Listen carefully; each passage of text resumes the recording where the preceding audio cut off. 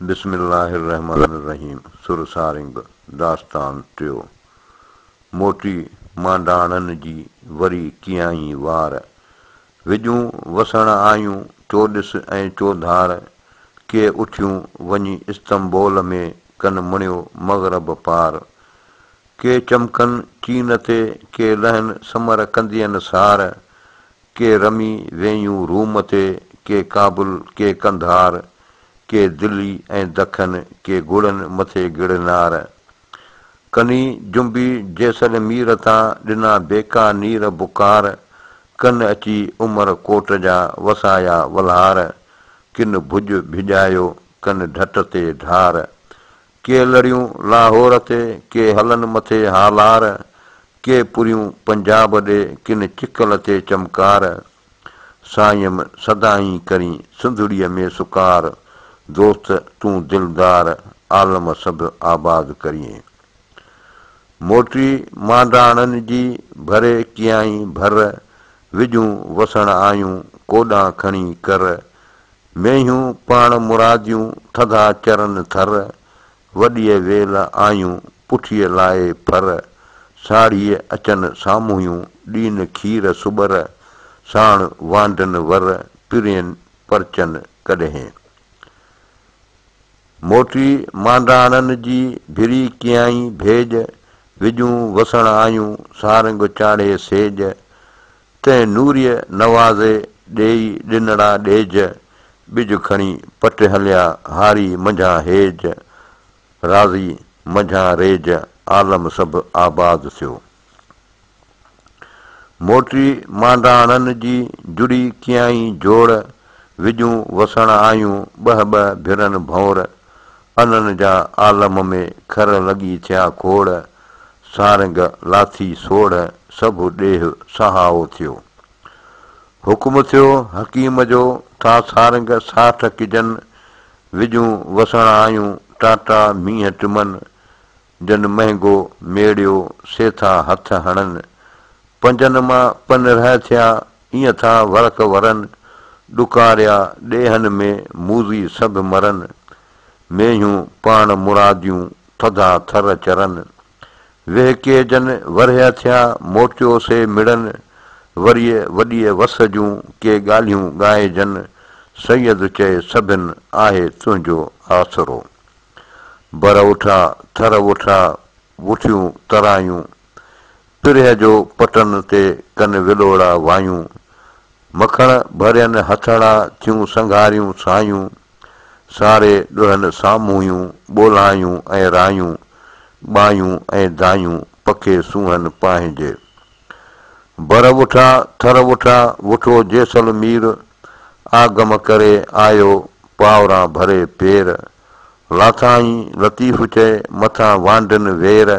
सुरहा कीअं सेर सरहियूं थियूं संघारियूं, बर उठा थर उठी कच्छ किनार, पोञाड़ीअ जो पटन ते ॾिस नायाई नार, सबा जे सतार लाथो ॾुर्स ॾेह तां, ढट ढुरी पट पियूं पासे पार कर, सभेई भरियाऊं सर पलर जे पालोटसीं, ढट ढुरी पट पियूं आयूं उमर कोट, पुसायाऊं पलुरसीं सुका पट जे सोट, चंचल ॾेई चोट सामारो सरकियो, ढट ढुरी पट पियूं आयूं काहे कामारे,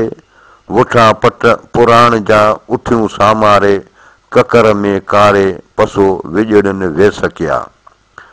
ढट ढुरी पट पियूं विजूं वेस करे,